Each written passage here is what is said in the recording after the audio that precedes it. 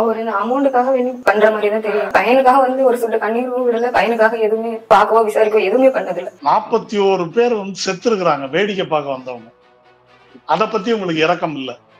இப்போ அந்த குழந்தை ஒரு 9 வயது பையன், அவனுடைய பிணத்தை வைத்துக் கொண்டு தாங்கள் தப்பிக்கிறதுக்கு இவங்க முயற்சி பண்றாங்க. இதோட கொடூரம் வேற எதுவும் கிடையாது. இதோட இரக்கமற்ற செயல் வேற எதுவும் கிடையாது.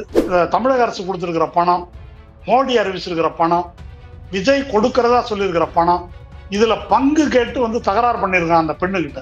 ஒரு களவாணி பைய பெத்த பிள்ளைய விட்டு ஓடின ஒரு அயோக்கிய, அவன் பேர்ல பெட்டிஷன் போட்டு அவனுக்கு லோக்கல் ஸ்டாண்டே கிடையாது. இதுவும் நீதிமன்றத்தை ஏமாற்றக்கூடிய பெர்ஜுரி. இந்த கோர்ட் மானிட்டர்டு இன்வெஸ்டிகேஷனே கொடுத்துறதா வச்சுக்கோமே. இதுதான் அதுல வந்து தாவேகாவினர் கொண்டாடுவதற்கு எதுவும் இல்லை. ஏனென்றால் இது ரொம்ப முக்கியம். ஏனென்றால் இவர்கள் சொல்வது போல, இவர்கள் இதுவரை சொல்லிக் கொண்டிருப்பது போல எந்த சதி கோட்பாட்டையும் நிரூபிப்பதற்கு எந்த விதமான ஆதாரமும் இவர்களிடம் கிடையாது. இந்த கூட்டத்தினுடைய நடத்தை, இவர்களுடைய நடத்தை, இவங்களுடைய வயலேஷன், இதையெல்லாம் பற்றி சொல்வதற்கு காவல்துறையிடம் எண்ணற்ற ஆதாரங்கள் இருக்கு. போஸ்ட்மார்ட்டம் எப்ப நடந்துச்சு, என்ன ரிப்போர்ட், எல்லாத்துக்கும் எவிடன்ஸ் இருக்கு. மாஸ் கேஷுவாலிட்டியில அதனுடைய இன்டென்சிட்டி இன்னும் அதிகமாக இருக்கும். ஸோ யூஸ்வலாக அதனால normally 6 to 6 AM to 6 PM இருந்தாலும் ரூல்ஸில் இது பர்மிட் ஆகுது. இந்த மாதிரி சில இடங்களில் நம்ம கலெக்டருடைய பர்மிஷன் வாங்கி பண்ணலாம். அதனால கடுகு அளவு கூட தமிழக அரசோ காவல்துறை அதிகாரிகளோ இதுல கவலைப்படுவதற்கு எதுவுமே கிடையாது. யார் கவலைப்படணும்னா அவங்க தான் கவலைப்படணும். ஏன் கவலைப்படணும்னா, போலீஸ்க்கு அடியப்படலையா? இப்போ வந்து போலீஸ் தமிழ்நாட்டு அதிகாரிகளே விஜய்க்கு கூட தான் கொஞ்சம் கேளுங்க. விஜய்க்கு அடிப்படல, ஆதவர்ஜுனுக்கு அடிப்படல. அதை பத்தி என்ன சொல்ல வரீங்க? போலீஸ் நசுங்கி அவருக்கு பாதிப்பு ஏற்படவில்லை என்பதிலிருந்து என்ன சொல்ல வருகிறீர்கள்? போலீஸ் சொன்னதை கேட்கறதுனாக்கா ஒரு 50 மீட்டருக்கு முன்னாலே நிக்க சொன்னாங்களே, அதை கேட்டிருக்கலாமே. அதையே நீங்க கேட்கல. ரோட் ஷோ நடத்த வேணாம் என்று போலீஸ் சொன்னதை கேட்டிருக்கலாம். அப்ப எதுக்கும் போலீஸ் சொன்னதை நீங்க கேட்கல. அங்கேருந்து கிளம்பி போகணும்னு மட்டும் போலீஸ் சொன்னதை கேட்டீங்க, உங்க வாதப்படியே சொன்னாங்க. அதனால அது போய் எங்க கருத்தை கேட்காமையே நீதிபதி சொல்லிட்டாருன்றதான் முக்கியமா சொல்லியிருக்காங்க. ஆமா, உங்களை சேர்க்காம, எதிர்மனுதாரரை சேர்க்காமையே தான் நான் போட்டிருக்கிறேன். ஏனென்றால் இவங்க தப்பிக்கவே முடியாது. யாரிடமிருந்து? இது சிபிஐ கைக்கு ஒரு வகையில் போனால் அமித்ஷா கையிலிருந்து இவங்க ஒருபோதும் தப்பிக்க முடியாது. அந்த கொடுமையை கொண்டு போய் அவங்க அமித்ஷா கையில ஒப்படைக்கிறாங்க. இதன் மூலம் இவர்கள் சாதிக்கவிருப்பது என்னன்னா, எடப்பாடிக்கு அடுத்தபடியா நிரந்தர அடிமையாக அமித்ஷா வீட்டு வாசல்ல போடப்பட்டிருக்கிற பெஞ்சில் விஜய் உட்கார போகிறார் அப்படின்றத எழுதி வச்சுங்க.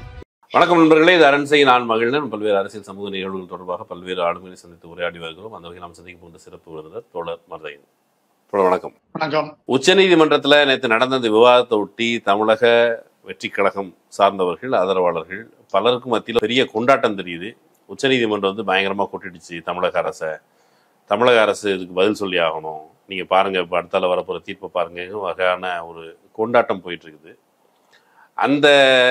அந்த விவாதத்தை நான் பார்த்த போதும் பல்வேறு வகையில் தமிழக அரசு கேள்வி எழுப்பப்பட்டிருக்குது. அதில் குறிப்பிட்ட சமாச்சாரம்னு சொன்னால், தமிழ்நாடு அரசு சார்ந்தவர்கள் தங்களுக்கு தாங்களே கிளீன் சீட் கொடுத்துக்கிட்டாங்க. ஸோ அதனால்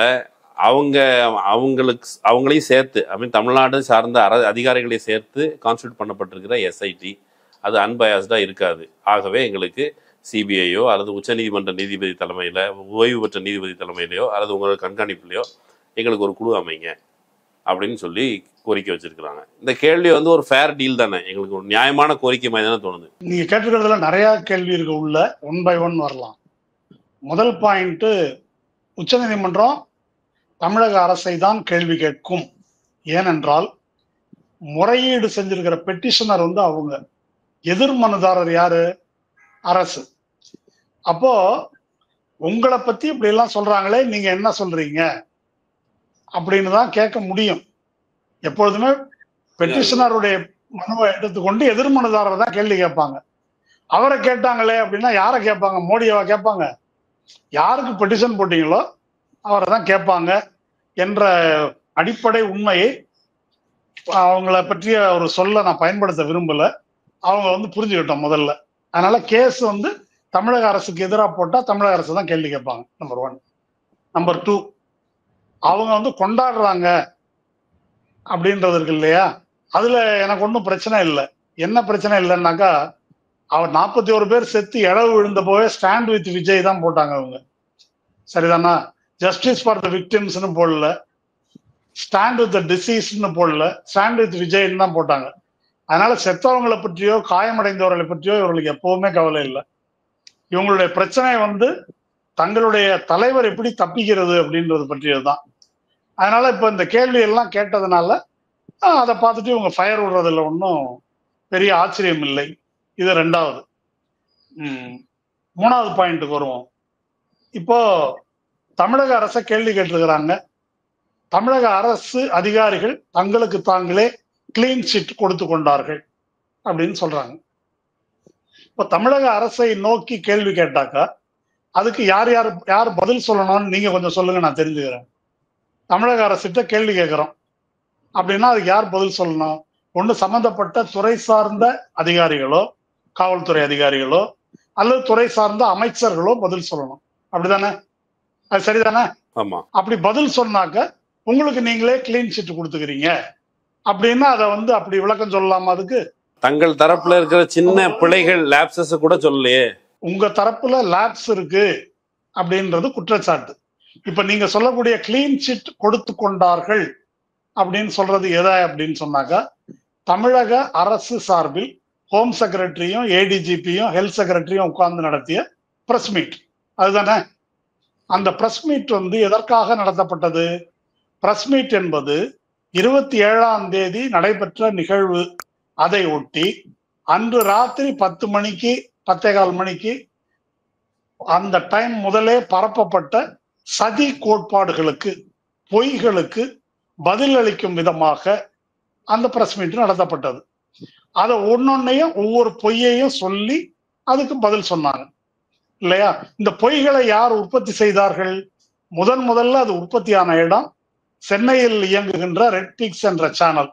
அவங்க வந்து 10:15 மணி 10:30 மணிக்கு இந்த மாதிரி செந்தில் பாலாஜி ஆளுங்க உள்ள பூந்தாங்க, அவங்க தான் வன்முறையை தூண்டினார்கள் அப்படின்றதுல தொடங்கி, உடனே ஆஸ்பத்திரிக்கு எப்படி செந்தில் பாலாஜி வந்தார், உடனே இவ்வளவு டாக்டர்கள் எப்படி வந்தாங்க என்று தொடங்கி பல சதி கோட்பாடுகள் அடுக்கடுக்கா.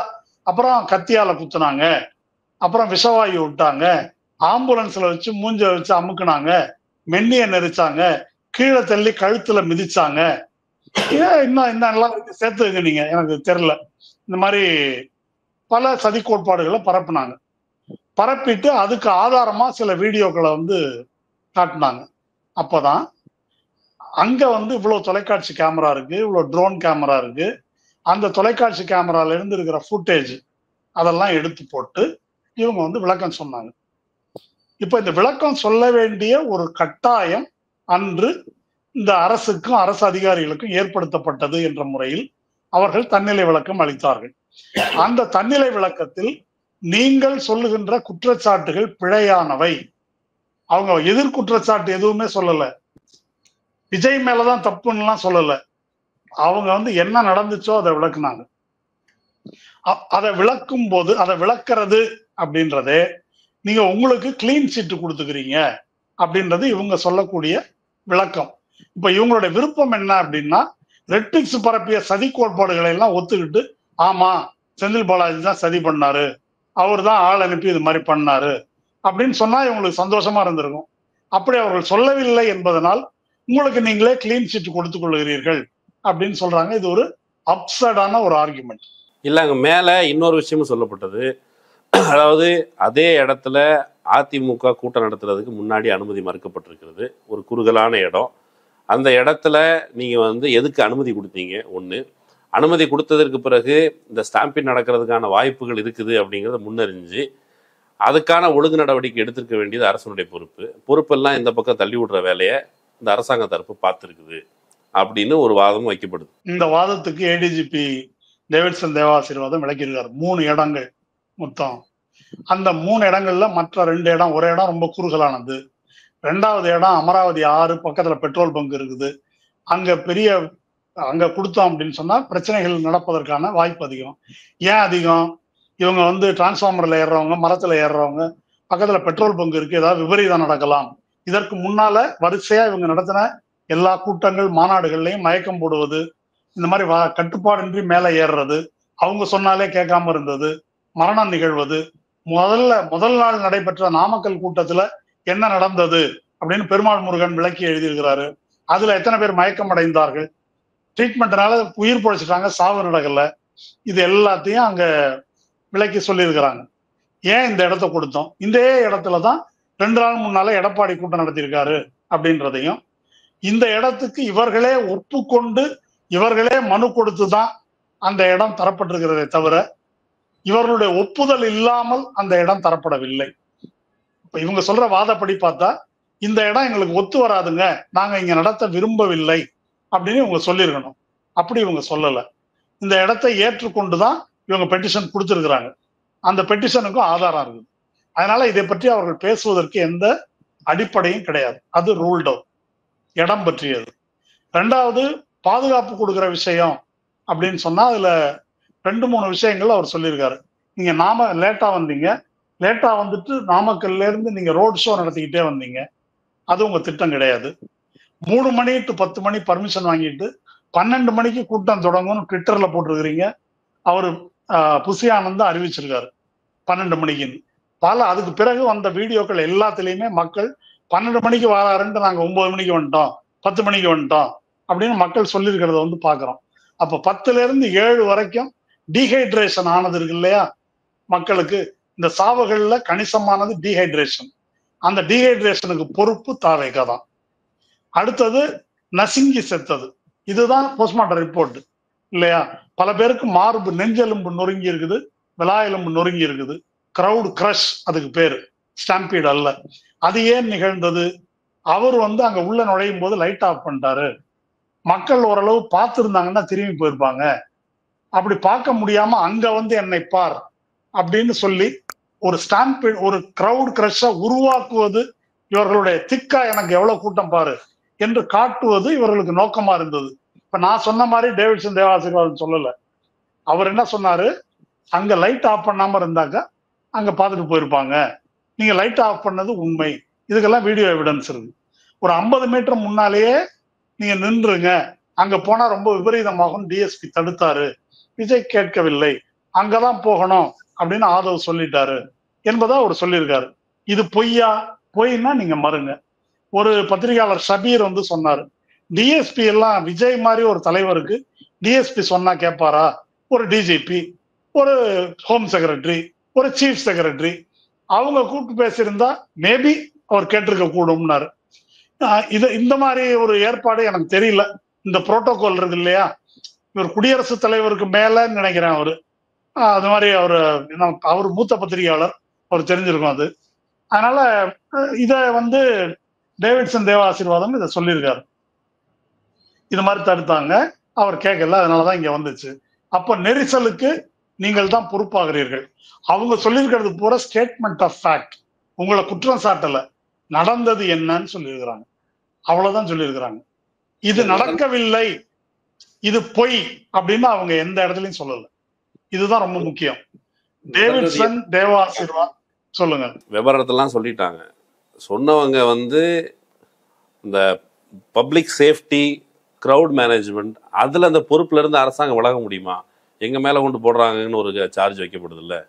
சுமன் ஸ்ரீராமன் கூட சொல்லியிருக்காரு, பிளாக் பண்ணாக்க இதை ஒரு கேள்வி பிரஸ் மீட்லயே அவர் டேவிட்சன் வந்து கேள்வி கேட்கிறாங்க, நீங்க அங்கேயே பேரிகேட் போட்டு தடுத்துருக்கலாம்ல அந்த கூட்டத்தை, அந்த கூட்டத்தை அப்படி தடுத்து இருந்தா பெரிய ரயட் வந்திருக்கும், அதனுடைய விளைவு விபரீதமா இருந்திருக்கும் அப்படின்னு அந்த பிரஸ் மீட்ல அவர் சொல்லியிருக்காரு.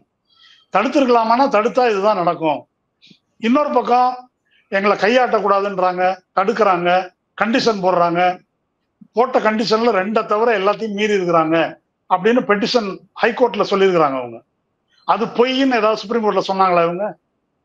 அதனால என்ன இதுல பார்க்கணும் அப்படின்னு சொன்னா, மிக முக்கியமா இந்த 3 அதிகாரிகள் உட்கார்ந்து சொன்ன விளக்கத்தில் உண்மை இல்லை, அது பொய் என்று இவர்கள் ஒண்ணு கூட சொல்லல சுப்ரீம் கோர்ட்ல. மாறாக இந்த விளக்கம் எல்லாமே சொல்லாத மாதிரி புதுசா இவங்க சொல்ற மாதிரி பேசியிருக்கிறாங்க. அதுதான் ஒரு நேர்மையற்ற, ரொம்ப இழிவான நடவடிக்கைன்னு சொல்லணும். கூடுதலாக ஒரு சந்தேகம், இப்போ வந்து இந்த வாத பிரதிவாதங்கள் ஒரு பக்கம் இருக்கு, தாவேகா தரப்புல இல்லாம பாதிக்கப்பட்ட உயிரிழந்தவர்களுடைய உறவினர் ஒருத்தர், அவர் வந்து செல்வராஜன் ஒருத்தர், அவர் வந்து போலீஸ்காரங்க ஒருத்தர் கூட scratch, not even a scratch, அப்படிதான் அவங்க வந்து தப்பிச்சு போயிருக்கிறாங்க. போலீஸ்காரங்களுக்கு எதுவுமே நடக்கலை. அப்படிங்கிற பொழுது இவங்களுக்கும் அதில் ஒரு பங்கு இருந்திருக்க வாய்ப்புண்டு. ஸோ அதன் பொருட்டு தான் நாங்கள் வந்து தனியாக இண்டிபெண்டான இன்வெஸ்டிகேஷன் கேட்குறோம். இது சரிப்பட்டு வராது. இல்லை நீங்க சொல்ற மாதிரி இந்த மரணத்துக்கு போலீஸ் காரணம், இந்த சாவை அவங்க ஏற்படுத்தினாங்கன்னு சொல்றாங்களா? சுப்ரீம் கோர்ட்ல சொன்னாங்களா? அப்படி சொல்லல. போலீஸ்க்கு அடியப்படலையே. இப்போ வந்து போலீஸ் தமிழ்நாட்டு அதிகாரிகளே விஜய்க்கு கூட தான் கொஞ்சம் கேளுங்க. விஜய்க்கு அடிப்படல, ஆதவ அர்ஜுனுக்கு அடிப்படல. அதை பத்தி என்ன சொல்ல வரீங்க? ஏங்க நீங்க தான் கூட்டம் நடத்துனீங்க, விஜய் ஒண்ணு நசுங்கி சாகலையே அப்படின்னு கேட்டா அது எப்படி இருக்கும்? நீங்க போலீஸ் நசுங்கி அவருக்கு பாதிப்பு ஏற்படவில்லை என்பதிலிருந்து என்ன சொல்ல வருகிறீர்கள்? போலீஸ் வந்து இந்த வன்முறையை அரங்கேற்றி இருக்கிறது இந்த சாவுக்கு அப்படின்னா அதை நேரம் இல்ல இல்ல அதை நீங்க எங்க ஓகே லத்தி சார்ஜ் ஏன் பண்ணோம் அப்படின்னு அதே போலீஸ் அதிகாரி அங்க விளக்கி இருக்காரு. ஆம்புலன்ஸை மறிக்கிறாங்க, ஆம்புலன்ஸை அடிக்கிறாங்க, ஆம்புலன்ஸுக்கு வழிவிட வேண்டி இருந்தது. மேல இருந்து விஜய் ஆம்புலன்ஸுக்கு வழி விடுங்கன்னு அவரே சொல்றாரு. போலீஸ் சொல்லியும் கேட்கல. போலீஸ் சொல்லியும் கேட்காமல் இவர்களே அழைத்து வந்த ஆம்புலன்ஸ் டிரைவரை அடிச்சிருக்கிறாங்க, ஆம்புலன்ஸை உடைச்சிருக்கிறாங்க. அவங்க பேட்டியெல்லாம் வந்துருக்குது. அப்போ லத்தி சார்ஜ்ன்றதுக்கும் வழி ஏற்படுத்துறதுக்காக அந்த கேனை பயன்படுத்துறதுக்கும் வித்தியாசம் இருக்கு. லத்தி சார்ஜ்னா அடிச்சு கலைக்கிறது, இது வந்து வழியை விளக்குறது இருக்கு இல்லையா, கையில குச்சியோட தான் இருப்பாங்க, விலக்கி விடுறது, அது யாரையும் அடிக்கிறது இல்லை. அது அப்போ விலக மறுத்ததுனால அது நடந்திருக்குது, அவ்வளவுதான். அதை வந்து இவங்க லத்தி சார்ஜ்னு சித்தரிக்கிறாங்க. அப்போ அதை வந்து அவங்க விசாரணையில சொல்லட்டும், இங்க என்னத்துக்கு பேசுறாங்க? இப்ப இவங்க எல்லாமே பேசுறது என்னன்னா, எங்க தலைவரை சொல்லிட்டீங்க, அவ்வளவுதான் இவங்க சொல்ல வர்றது. முக்கியமான ப்ரேயரே அதுதான். முக்கியமான ப்ரேயர் இதுல இருந்து ஒவ்வொரு பக்கமும் இப்போ இந்த பாதிக்கப்பட்ட நபர்கள் சார்பாக வாதம் வைச்சவங்க அரசாங்கத்தின் மேல சந்தேகத்தை எழுப்புறாங்க.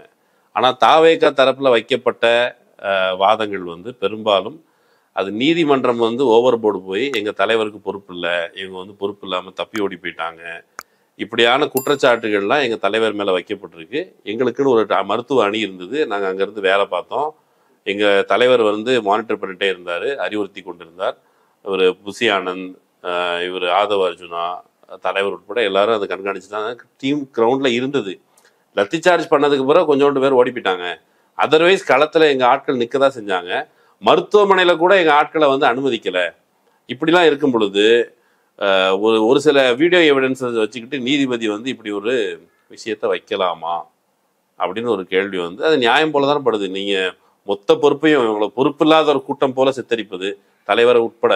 இல்ல இப்ப 2-3 விஷயத்த இதுல பேசுவோம். தலைவர் போனது வந்து போலீஸ் சொன்னதுனாலதான் போனாரு அப்படின்னு சொல்றாங்க. ஆனா தலைவர் போட்ட வீடியோ எல்லாம் அந்த உண்மையை சொல்லல. அவர் வந்து அந்த இடத்துல நான் இருந்தா மேலும் விபரீதம் ஆயிடும், நான் தான் போயிட்டேன்னு சொல்றாரு இல்லையா? அதுக்கப்புறம் இதுவரை இப்ப சுப்ரீம் கோர்ட்ல சொல்றதுக்கு முன்னால வரைக்கும் இவங்க வந்து இதை ஒரு ஸ்டேட்மெண்ட்டாக சொல்லவில்லை. இப்பதான் சொல்றாங்க, அல்லது சோசியல் மீடியால பொதுவா பிரச்சாரம் பண்ணிட்டு இருந்தாங்க. ரொம்ப சிம்பிளான கேள்வி என்ன அப்படின்னாக்கா, இதை வந்து ஆதவ அர்ஜுனாவோ விஜயோ சொல்லியிருக்கலாம், அப்பவே சொல்லியிருக்கலாம். போன உடனே அப்ப எல்லாரும் கேள்வி எழுப்புனாங்க இல்லையா, அப்பவே சொல்லியிருக்கலாம்.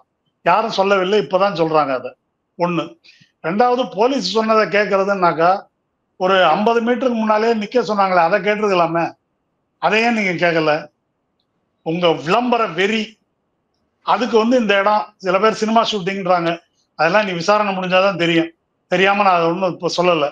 அப்போ அந்த ஸ்பாட்டுக்கு வந்தாகணும் அப்படின்னா அங்க கேமரா ஃபோக்கஸ் எல்லாம் ரெடி பண்ணி வச்சிருக்கிறோம், ஜனநாயகன் ஷூட்டிங், அதுக்காக தான் அங்க வரணும்னீங்களா? அதெல்லாம் என்னன்னு தெரியல. போலீஸ் சொன்னதை அங்கேயே நீங்க கேட்டிருக்கலாம். ரோட் ஷோ நடத்த வேணாம் என்று போலீஸ் சொன்னதை கேட்டிருக்கலாம். அல்லது உங்க கண் முன்னாலேயே மயங்கி விழுற காட்சி நடந்தது, ஆம்புலன்ஸுக்கு வழி விடுங்க அப்படின்னு விஜய் பேசும்போதே 3 அல்லது 4 ஆம்புலன்ஸ் வந்து பாஸ் பண்ணிருக்குது. பேச்சை நிறுத்திருக்கலாம், நிறுத்திட்டு கலந்து போங்கன்னு சொல்லியிருக்கலாம் இல்லையா? அப்ப எதுக்கும் போலீஸ் சொன்னதை நீங்க கேட்கல. அங்கேருந்து கிளம்பி போகணும்னு மட்டும் போலீஸ் சொன்னதை கேட்டீங்க, உங்க வாதப்படியே சொன்னா. அதனால அது போய் நம்பர் 1. நம்பர் 2, எங்க தொண்டர்கள் இருந்து வேலை செஞ்சாங்க அப்படின்றதுக்கு எந்த ஆதாரமும் கிடையாது. அது இப்பதான் பேசுறீங்க நீங்க. அவர் ஆதவ அர்ஜுன் பெட்டிஷன்ல சொல்லியிருக்காரு, எங்க டாக்டர் பிரபு அவர் அவர் மாறு வேஷத்துல வேலை பார்த்தாராம், அனானிமஸா. இந்த காமெடி எல்லாம் எங்க போய் சொல்றதுன்னு எனக்கு தெரியல. அப்போ இவங்க தொண்டர்கள் அங்க நின்று உதவி செய்த ஆதாரங்களை அவங்க வெளியிடலாம். அங்க பிராக்டிக்கலா அது எதுவும் நடக்கல. ஒரு விஷயம் ஒண்ணு சொல்றேன் கேளுங்க, அவங்க தொண்டர்கள் அங்க நின்று வேலை பார்க்கறதுக்கு எந்த தடையும் இல்லை. நீங்க ஊகமாக எது வேணா பேசலாம். நான் எங்க தொண்டர்கள் வேலை செய்து அதை தடுத்தார்கள், தாக்கினார்கள் அப்படின்னா அப்படி போடணுமே தவிர தாக்கி இருப்பார்கள் அப்படின்னு சொல்றதெல்லாம் இதெல்லாம் சதி கோட்பாடு. தாக்கினார்கள் அப்படிங்கிறது லத்தி சார்ஜ் தான் சொல்றாங்க. லத்தி சார்ஜ் நடந்தது, அதுக்கு பிறகுதான் அவங்க போனாங்க. அதெல்லாம் வீடியோல இருக்கு. எதுக்காக லத்தி சார்ஜ் பண்ணாங்க, அது லத்தி சார்ஜா அல்லது ஆம்புலன்ஸுக்கு வழியை விலக்கி விட்டதா என்பதற்கான ஆதாரம் எல்லாம் வீடியோவில் இருக்குதுங்க, விளக்க வேண்டியதில்லை. இந்த கமெண்ட்டை நீதிபதி ஏன் பாஸ் பண்ணேன்னு அவருடைய தீர்ப்புலேயே சொல்லியிருக்காரு. யாரு? ஜஸ்டிஸ் செந்தில்குமார். எங்களை எதிர்மனதாரராக சேர்க்காம எங்க கருத்தை கேட்காமையே நீதிபதி சொல்லிட்டாருன்றதான் முக்கியமா சொல்லியிருக்காங்க. ஆமா, உங்களை சேர்க்காம எதிர்மனதாரரை சேர்க்காமையே தான் நான் போட்டிருக்கிறேன், ஏனென்றால் அப்படின்னு சொல்லிட்டு விளக்கியிருக்கு. அந்த விளக்கத்துக்கு முன்னாடி எனக்கு ஒரு கேள்வி, அதுக்குள்ள இருக்க சின்ன துணை கேள்வி. எங்களை எதிர்மனுதாரரா இல்லாத பொழுது, நாங்க ஆப்சண்டா இருக்கும் பொழுது எங்களை பத்தி ஏன் பேசுனீங்க அப்படிங்கிற ஜென்ரலி லாஜிக்கலா தானே இருக்குது. ஒரு பார்ட்டி அவங்கள பத்தி அவங்க இல்லாத சமயத்துல ஒரு கமெண்ட்டை பாஸ் பண்றது, அது நீதிபதியா இருக்கட்டும் யாராவது ஒரு கமெண்ட்டை பாஸ் பண்றாங்க அப்படிங்கிற பொழுது ஒரு காமன் பப்ளிக் பெர்செப்ஷன்ல அது தப்பு தானேன்னு தோணும்ல? இல்லைங்க, ஒரு பாயிண்ட் கேட்டுங்க. அவர் ரெண்டு விஷயத்தை இதுல சொல்றாரு. ஒண்ணு, உங்களை எதிர்மனதாரரா சேர்க்கல என்ற கண்டிஷன்ல தான் நான் இதை சொல்றேன் அப்படின்னு சொல்லிட்டு அதுல ரெண்டு விஷயம் சொல்றாரு. ஒண்ணு, அந்த இடத்துல இருந்து நீங்க அப்படி போயிட்டீங்க, அதற்கு பிறகும் இதற்காக நீங்க வருத்தம் தெரிவிக்கல, எந்த விதமான ரிமோர்ஸும் உங்கள்கிட்ட இல்லை அப்படின்னு சொல்லிட்டு தான் இது கண்டனம் தெரிவிக்கிறார்.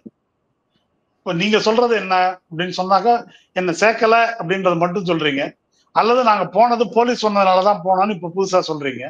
ஆனா இந்த பாயிண்ட் இருக்குது, உங்க தலைவர் வருத்தம் தெரிவிக்கல, யாரும் வருத்தம் தெரிவிக்கல, நீங்க ஸ்டாண்ட் வித் விஜய் தான் போட்டீங்க, மக்களுக்காக கொஞ்சம் கூட வருத்தப்படல, எங்க கூட்டத்துல இப்படி நடந்து போச்சுன்னு சொல்லல, உங்க கூட்டத்துல இது முதல் முறையா நடக்கல, பல ஏற்கனவே நடந்த மாநாட்டிலே சாவு நடந்திருக்குது, எல்லா இடத்துலயும் மயக்கம் போட்டு விழுவது நடந்திருக்குது, நாமக்கல் கூட்டம் வரைக்கும் நடந்திருக்குது. அப்ப அதற்கு கொஞ்சம் கூட பொறுப்பேற்று இப்படி குழந்தைகளும் தாய்மார்களும் இவங்களும் இறந்திருக்கிறாங்க என்பதை நீங்க சொல்லல. இதையெல்லாம் கணக்கில் கொண்டுதான் அந்த கமெண்ட் அவர் பாஸ் பண்ணியிருக்காரு. அதனால ஒவ்வொரு முறையும் உங்களை கேட்டுட்டு தான் கமெண்ட் பாஸ் பண்ணணும் அப்படின்றதெல்லாம் கிடையாது. 1000 உதாரணங்கள் இதுக்கு நீதிமன்றத்துல இருக்குது, ஒண்ணு இல்லை, பல உதாரணங்கள் இருக்கு. சரி, நீங்க உதாரணத்துக்கு சொன்னீங்க. ஒருவேளை இதே விஜய் தரப்பு சுப்ரீம் கோர்ட்ல போய் அவங்க சில பதில்கள் சொல்லியிருக்கிறாங்க. அந்த பதில்கள் என்னன்னா, அந்த சம்பவம் நடந்த அன்றைக்கே எங்கள் தலைவர் ட்வீட் போட்டார், ஆதவர்ஜன் ட்வீட் போட்டிருக்கிறாரு, அதுக்கு பிறகு ஆசிட் சொன்னது மாதிரி மருத்துவ குழு அங்கே வேலை பார்த்துச்சு, எங்க தொண்டர்கள் ஹாஸ்பிட்டல் வரைக்கும் போறதுக்கான முயற்சியெல்லாம் ஈடுபட்டான். இந்த பதிலெல்லாம் செந்தில்குமார் முன்னாடியே அவங்க சொல்லியிருக்க முடியும்ல, குறைந்தபட்ச ஒரு கிளாரிபிகேஷனுக்கு சொல்றது. கேஸே இது கிடையாதுங்க. சுப்ரீம் கோர்ட்ல போயிட்டு, அதாவது ஒரு நீதி விசாரணையில ரெண்டு விஷயம் இருக்குது. ஒன்னு அப்சர்வேஷன், இன்னொன்னு ஆர்டர். ஆர்டர் எஸ்ஐடி ஃபார்ம் பண்ண ஆர்டர், இது அப்சர்வேஷன், சரிதானா? இந்த அப்சர்வேஷன்னால எஸ்ஐடி போடல, நல்லா புரிஞ்சுங்க. அதை எஸ்ஐடி போடுவதற்கு விஜய் கட்சி மேல தெரிவிக்கப்பட்ட அப்சர்வேஷன் காரணம் அல்ல, எஸ்ஐடி போடுறதுக்கான காரணம் வேற. அது தமிழ்நாடு போலீஸ் மேல அவர் தெரிவிச்ச அப்சர்வேஷன். நீங்க சரியா செயல்படல அப்படின்னு சொல்லிட்டு தான் எஸ்ஐடி போட்டிருக்காரு. அதை பத்தி தனியா பேசுவோம். இப்ப இவர் மேல இந்த வழக்கின் போக்குல ஒரு அப்சர்வேஷன் பாஸ் பண்ணியிருக்காங்க. இது இப்ப இவங்க பெட்டிஷன் சுப்ரீம் கோர்ட்ல போட்டிருக்கிறது இருக்கு இல்லையா, அந்த பெட்டிஷன் என்ன, இந்த எஸ்ஐடி விசாரிக்க கூடாது, எங்களுக்கு ஆதவர்ஜன் கேட்டிருக்கிறது சுப்ரீம் கோர்ட் ரிட்டையர்ட் ஜட்ஜ் ஒருத்தரை போட்டு அவருக்கு கீழே அவரே ஒரு இன்வெஸ்டிகேஷன் டீமை ஆர்கனைஸ் பண்ணி அது விசாரிக்கட்டும். பிஜேபிக்காரங்க மற்றவர்கள் கேட்டிருக்கிறது என்னன்னா சிபிஐ விசாரிக்கணும். இதுதான் கேஸ். இந்த கேஸ் இல்லாத இந்த மேட்டரை உருட்டிட்டே இருக்க வேணாம். அந்த குறிப்பிட்ட சப்ஜெக்ட் சொல்லும் போது அவங்க என்ன சொல்றாங்க, தமிழ்நாட்டு அதிகாரிகள் அவங்களே வச்சு நீங்க விசாரிக்கும் பொழுது அது பயாஸ்டா இருக்கும் அப்படிங்கிற வாதம் இந்த எஸ்ஐடி தொடர்பாக வச்சிருக்கிற வாதத்துல அதுதான் பிரதானமானது. இதுக்கு அந்த 2 ஜட்ஜ் பெஞ்ச் சிபிஐ விசாரணை நிராகரிச்சு ஒரு தீர்ப்பு கொடுத்துருக்காங்க. மதுரை பெஞ்ச் ஏன் சிபிஐ விசாரணை கொடுக்க முடியாது அப்படின்னு அவங்க தெளிவா விளக்கியிருக்கிறாங்க. அதுக்கு 5 நீதிபதிகள் கொண்ட சுப்ரீம் கோர்ட் அமர்வு வேற பல வழக்குகள்ல சொல்லியிருக்கிற தீர்ப்பு. அதாவது சும்மா குத்து மதிப்பா ஒரு காரணம் நீங்க சொல்றீங்க, இப்பதான் விசாரணையே, அதாவது இப்ப நல்லா புரிஞ்சுக்கணும் நீங்க, இந்த 2 நீதிபதிகள் அமர்வுல வந்து தமிழ்நாடு போலீஸ் விசாரிக்க கூடாது, எஸ்ஐடி அப்ப போடல, தமிழ்நாடு போலீஸ் விசாரிக்க கூடாது, இதை சிபிஐக்கு கொடுங்கன்னு கேக்குறாங்க. தமிழ்நாடு போலீஸ் இந்த விசாரணையை ஆரம்பிக்கல, இப்பதான் ஆரம்பிச்சிருக்கிறாங்க. தமிழ்நாடு போலீஸ் விசாரிக்கிறதுல இன்ன குற்றச்சாட்டு இருக்குது, இன்ன அரசியல் தலையீடு இருக்குது அப்படின்னு எந்த குறிப்பான குற்றச்சாட்டும் உங்கள்கிட்ட இல்லை. எதுவுமே இல்லாம இதை விசாரிக்க கூடாது அப்படின்னு சொன்னாக்க அதுக்கு அடிப்படையே கிடையாது. விசாரணை நடக்கட்டும், அதுக்கப்புறம் குறிப்பான ஆதாரம் ஏதாவது இருந்தா அப்புறம் வாங்க, இப்போ ஆர்டர் பண்ண முடியாது அப்படின்னு 2 ஜட்ஜ் அமர்வு வந்து சொல்லியிருக்கிறாங்க. இப்ப இங்க சுப்ரீம் கோர்ட்ல என்ன சொல்றாங்கன்னா, தமிழ்நாடு கேஸுக்கு தமிழ்நாடே விசாரிக்க முடியாதுன்றாங்க. அப்படிதானே? கிட்டத்தட்ட இது இந்தியா பூராவுக்கும் பொருந்துமா? இல்ல இது இந்தியா பூராவுக்கும் இந்த நீதி பொருந்துமான்னு நான் தெரிஞ்சு கேக்குறேன். தெரியல, அது நீதிமன்றத்தை இல்ல மகாராஷ்டிரால, கேரளால, ஆந்திரால எது நடந்தாலும் அந்த ஊர் போலீஸ் அதுல சரியா விசாரிக்கல, அப்படித்தானே? அது ஒரு தப்பு நடக்குது, அது என்ன தப்பா வேணா இருக்கட்டும், ஒரு கள்ளச்சாராய சாவா இருக்கட்டும், இல்ல வேற ஏதாவது ஒன்னா இருக்கட்டும், எதா இருந்தாலும் அந்த ஊர்ல நடக்கிற பிரச்சனைக்கு அந்த ஊர் போலீஸ் பொறுப்பு. அந்த ஊர் போலீஸ் விசாரிக்க கூடாது, உடனே அதை வேற யாராவது ஒருத்தர் சுப்ரீம் கோர்ட்டு தான் வந்து விசாரிக்கணும் அப்படின்னா மாநில போலீஸை கலைச்சிடலாம் அப்படின்றதான் அதுல இருந்து வரக்கூடிய நீதி. இதான் அர்த்தம் இருக்குது. சரி, இப்போ நான் இப்படி கேட்கிறேன், இப்போ பிஜேபி ஆளக்கூடிய மாநிலங்கள்ல இப்போ யூபியில வந்து நெரிசல்ல செத்து போனாங்க யோகி ஆதித்யநாத், ஒரு சாமியாரை பாக்குறதுக்கு போய் செத்து போனாங்க. இந்த மாதிரி நிறைய கேஸ் இருக்குது, பாலம் இடிஞ்சு விழுது செத்து போறாங்க. இப்போ பிஜேபி ஆளும் மாநிலங்கள் இங்க வந்து நீங்க அந்த ஊர் போலீஸும் விசாரிக்க கூடாது, ஒன்றியத்துல வந்து பிஜேபி ஆட்சி தான் இருக்குது, சிபிஐ வந்து கேஜ்டு பேர்டுன்னு சுப்ரீம் கோர்ட்டே சொல்லி இருக்குது, அதனால சிபிஐயும் விசாரிக்க கூடாது, இன்டர்போல் தான் விசாரிக்கணும் அப்படின்னு கேட்போமா? கேட்கலாமா? நான் கேட்கிறேன். நியாயம் இருக்க மாதிரி சுப்ரீம் கோர்ட் அப்படி சொல்லட்டும். இனிமே பிஜேபி ஆளும் மாநிலங்கள்ல ஐநாவோ இன்டர்போல தான் விசாரிக்கணும். எந்த மாநிலத்திலையும் இனிமே மாநில போலீஸ் விசாரிக்க கூடாது, நேர சிபிஐ தான் விசாரிக்கணும்னு உத்தரவு போடட்டும். மாநிலங்களே கிடையாதுன்னு கலைச்சிடலாம் எல்லாத்தையும். லூஸ்தனமா இருக்கு இந்த வாதம். அதுல மெரிட்டே இல்லைன்னு நீங்க சொல்லலாம். இன்னொரு தரப்புல அவங்க ஒரு குறிப்பிட்ட வார்த்தை அதை பயன்படுத்தி இருக்கிறாங்க. ஒண்ணு, நாங்கள் வளர்ந்து வருகிற கட்சி, 2 வருஷம் தான் ஆச்சு, இப்பதான் ரிஜிஸ்டர் பண்ணிருக்கோம். அந்த நேரத்துல இப்படியான அட்வர்ஸ் இல்ல, நீதிபதி இவ்வளவு அட்வர்ஸான கமெண்ட்ஸ் வெளியிடுறது, அதுவும் பார்த்தா நீங்க வந்து மதுரையில் இல்லாம சென்னையில இருக்கிற பிரின்சிபல் கோர்ட்ல இருக்கிற பெஞ்சில் இருக்கிற ஒருத்தர் வந்து இவ்வளவு பெரிய அட்வர்ஸான கமெண்ட்ஸ் போடுறது, எங்க தலைவருக்கு எதிரான இவ்வளவு ஸ்டேட்மெண்ட்ஸ் எல்லாம் விடுறது, அது வந்து ஒரு ஆதங்கத்துல இருக்க வர்ற பிளீ தானே. அது தப்பா என்ன? நீங்க வளர்ந்து வர்ற கட்சின்றதுதான் இப்ப பிரச்சனையே. ஓப்பனிங்கே இப்படி அபாயகரமா இருக்குது. இந்திய ஜனநாயகத்தின் வரலாற்றுல அரசியல் பொதுக்கூட்டம் ஒண்ணு நடத்தி அதுல இவ்வளவு பேர் செத்தாங்க அப்படின்னு எங்கேயும் உலக வரலாறுலயே கிடையாது. நீ ஆரம்பிக்கும் போதே 41 பேர் சாகுறானே, மாநாட்டுல 4 பேர் சாகுறான், இங்க மயக்கம் போட்டு விடுவான். இந்த போக இந்த கட்சி வளர்ந்தா இன்னும் எவ்வளவு பேர் சாவாங்க என்ற கவலை நீதிபதிக்கு ஏற்பட்டிருக்க கூடும். அதனாலதான் நீங்க வளர்ந்து வர கட்சி 2 வருஷம் தான் ஆச்சுன்றது இருக்கட்டும், இதுக்கு முன்னால உங்களோட பெரிய கட்சி எல்லாம் இருக்குது. மோடி கட்சி உலகத்திலே பெரிய கட்சி, அதுதான். அந்த கட்சியிலே இவ்வளவு சாவு நடக்கலையே, இப்படி 41 பேர் சாகலையே. அப்ப நீங்க ஆரம்பிக்கும் போதே இவ்வளவு கொடூரமா இருக்கிறீங்களே என்பதனால நீதிபதி கவலைப்பட்டு அதை சொல்லியிருப்பாரு. இல்ல, அதை தான் அவங்க கேள்வி கேட்கிறாங்க. நீதிபதி கவலைப்பட்டார், ரைட்டு. ஆனா நீதிபதி எமோஷனுக்கு ஆட்பட முடியுமா? உங்கள்கிட்ட வந்த கேஸ் என்ன? ஒரு எஸ்ஓபிக்காக வந்த கேஸ். அதுல வந்து நீங்க அவுட் ரைட்டா வெளியில போய் இந்த ஆர்டர் எஸ்ஐடி கான்ஸ்டியூட் பண்றது எல்லாம் பண்ணிருக்கீங்க. அப்போ அது வந்து சட்ட ரீதியான வரம்புகளுக்கு விலகி இருக்குது அப்படின்னு போய் சுப்ரீம் கோர்ட்டுக்கு போயிருக்கிறாங்க. அந்த கேள்வி தனியா பேசுவோம். தாவேகாவுடைய உருட்டுகளுக்கு மட்டும் சொல்றேன், அதுல மிச்சம் ஒண்ணு இருக்குது. போஸ்ட்மார்ட்டம் எப்படி பண்ணாங்க, போஸ்ட்மார்ட்டம் எப்படி பண்ணாங்கன்னு ஹெல்த் செக்ரட்டரி விளக்கம் சொல்லியிருக்காருங்க. கரூர் மெடிக்கல் காலேஜ் ஹாஸ்பிட்டலில் பார்த்தோம்னா ஒரு 220 டாக்டர்ஸ் இருக்காங்க, அது இல்லாமல் 165 நர்சஸ். ஸோ அது தவிர அன்னைக்கு வந்து பார்த்தோம்னா நம்மளுடைய சேலத்தில் பொது சுகாதார சர்வதேச மாநாடு நடந்தது. ஸோ அதில் நிறையா மருத்துவர்கள் கலந்து கொண்டிருந்தாங்க. ஸோ இந்த நியூஸ் கேட்டவுடனே அங்கே இருந்தவங்களெல்லாம் we have immediately diverted. Mass கேஷுவாலிட்டியில் அதனுடைய இன்டென்சிட்டி இன்னும் அதிகமாக இருக்கும். ஸோ யூஸ்வலாக அதனால normally 6 to 6 AM to 6 PM இருந்தாலும் ரூல்ஸில் இது பர்மிட் ஆகுது. இந்த மாதிரி சில இடங்களில் நம்ம கலெக்டருடைய பர்மிஷன் வாங்கி பண்ணலாம். நியர்பை டிஸ்ட்ரிக்ட் டீன்ஸ் எல்லாம் கால் பண்ணி அங்கே இருக்கிற வெவ்வேறு ஸ்பெஷலிஸ்ட்டு இன்க்ளூடிங் ஃபாரன்சிக் மொத்தம் 114 டாக்டர்ஸு ஒரு 23 ஸ்பெஷாலிட்டி நர்சஸ் எல்லாம் மொபிலைஸ் பண்ணும்போது அதில் ஃபாரன்சிக் மெடிசின் எக்ஸ்பர்ட்ஸு 16 பேர் ஒரு 6 மருத்துவக் கல்லூரி மருத்துவமனைகள்லேருந்து வந்தாங்க. அதில் நம்ம திருச்சி மாவட்ட ஆட்சித்தலைவர் தலைமையில் அங்கேருந்து மருத்துவர்களும், திண்டுக்கல் மாவட்ட ஆட்சித்தலைவர் தலைமையில் அங்கேருந்து மருத்துவர்களும், மீதியெல்லாம் வந்து அந்த கன்சர்ன் டீன்ஸ் தலைமையில் மருத்துவர்கள் வந்தாங்க. உச்சநீதிமன்றத்தில் ஒரு பச்சையா ஒரு பொய் சொல்லியிருக்கிறாங்க.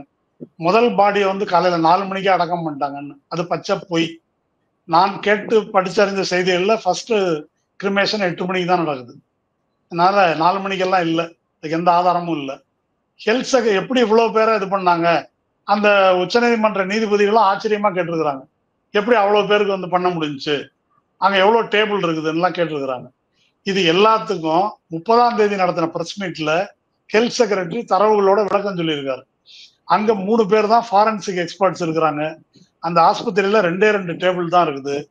23 பாடிகளை ப்ரிசர்வ் பண்றதுக்கு தான் அந்த ஆஸ்பத்திரியில வசதி இருக்குது. இது எல்லாம் வந்து ஹெல்த் செக்ரட்டரி சொல்லியிருக்காரு. அப்புறம் எப்படி பண்ணணும்ன்ற கேள்வி நிருபர்கள் கேட்டிருக்கிறாங்க. நிருபர்கள் கேட்டதுக்கு அவர் பதில் சொல்லியிருக்காரு. அங்க பக்கத்துல சேலத்துல மாநாடு நடந்துச்சு, அங்க இருந்து ஒரு 150 டாக்டரை வந்து நாங்க வரவழைச்சோம். அது இல்லாமல் 6 மெடிக்கல் காலேஜ்ல இருந்து 16 ஃபாரன்சிக் எக்ஸ்பர்ட்ஸை வரவழைச்சோம்.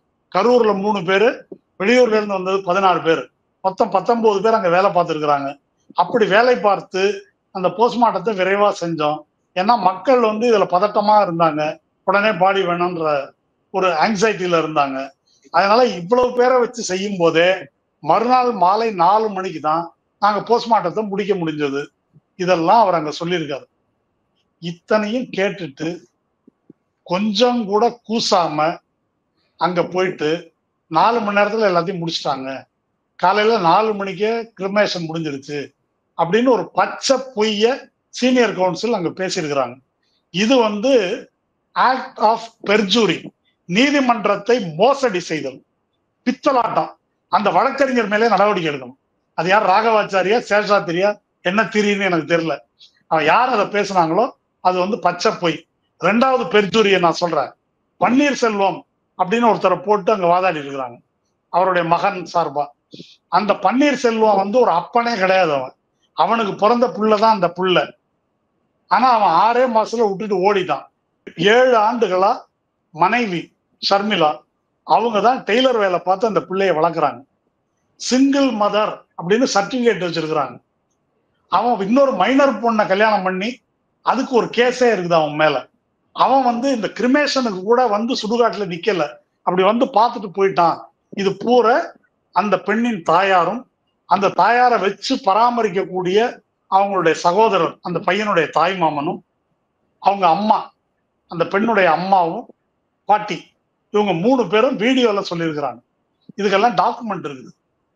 எனக்கு என்ன ஆச்சரியம் அப்படின்னு சொன்னா, இவனுக்கு வந்து அந்த பையன் சார்பா மனு போடுறதுக்கு எந்த அருகதையும் கிடையாது.